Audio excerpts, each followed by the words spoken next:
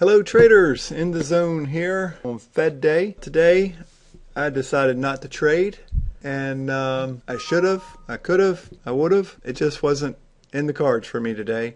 I made a decision early on not to trade today because of the Fed decision. I expected the day to be somewhat choppy. The day actually offered more opportunity than I had anticipated.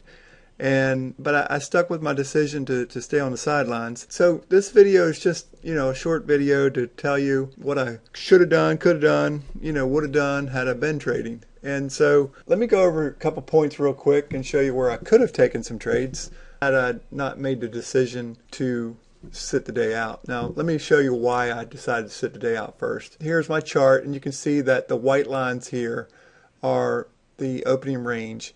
And the opening range is inside the pivot range. The pivot range is the purple lines, okay? So pivot range high up here, pivot range low down here.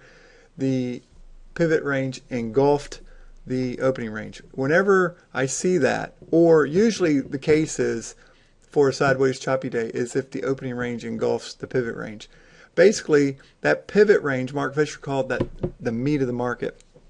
And if you're just spinning around the meat of the market, then the market is going to chop and it doesn't have any direction that it wants to go.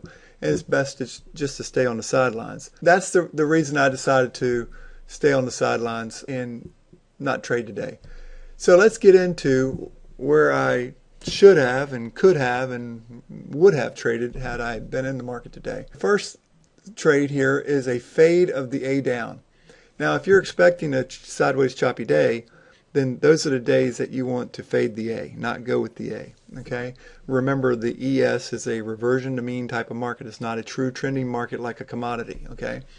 And so the chances are the A's are going to fail more times than they're going to succeed. This is a great opportunity to fade the A. You go long here and place your stop 11 to 15 ticks from that point. And what you're looking for is a press back up into the opening range, and if you can get a closing bar back into the opening range, this is great. This would tell you to hang on a little bit longer to that fade, see how far it can go.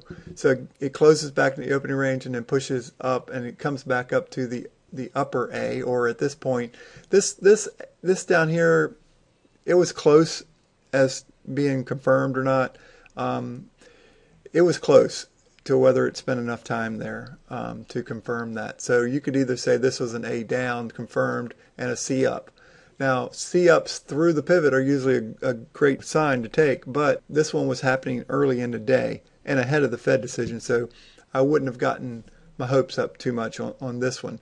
So if you would have faded this A, you could have, okay, got out here. Okay, of course if you tried to fade this point up here, you would have gotten run over. Okay, but another thing sticks out about fading this A is that this pattern right here is a pop gun pattern, and I learned this from Jeffrey Kennedy of Elliott Wave International, and I'm going to post a PDF book. Hope he doesn't mind. I got it free, so I don't think he's charging for it. I'll post it along with this blog post so that you can look at it and study this pop gun pattern. And basically what the pop gun says is it's like the old pop gun that had the cork in it, and you pulled the string and it popped out, but then it came right back at you.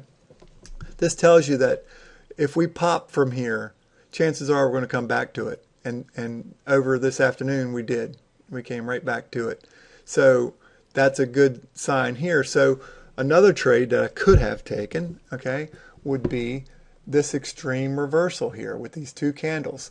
This I learned from Frank Ochoa in The Secrets of a Pivot Boss book, where you have a large candle followed by another opposite large candle.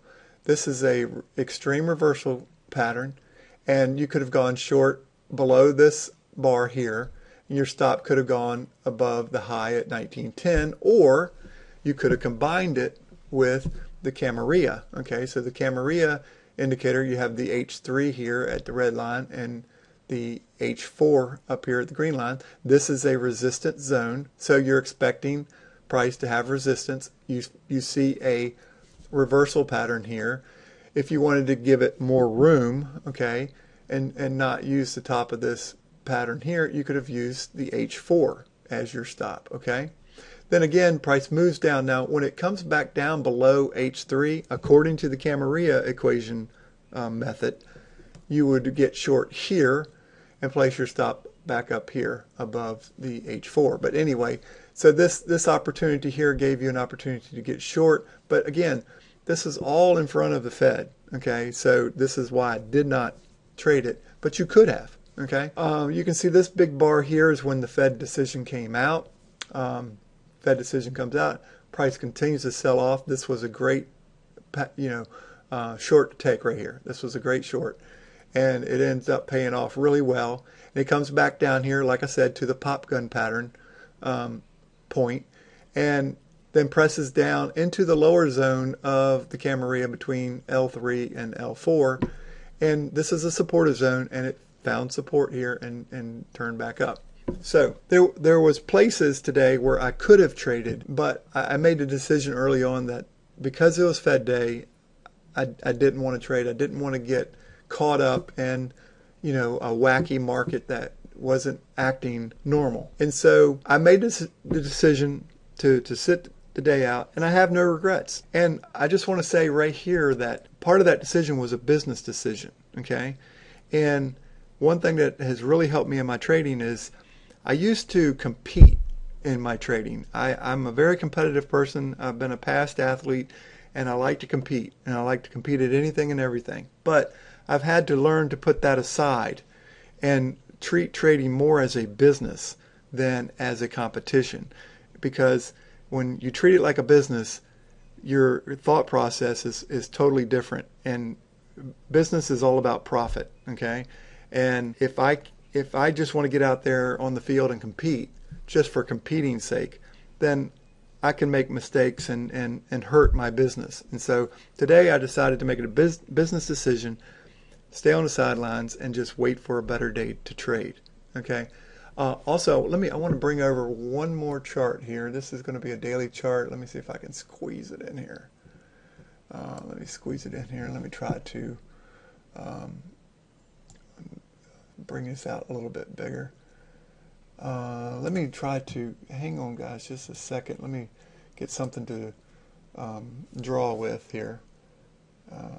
Okay. Let's see.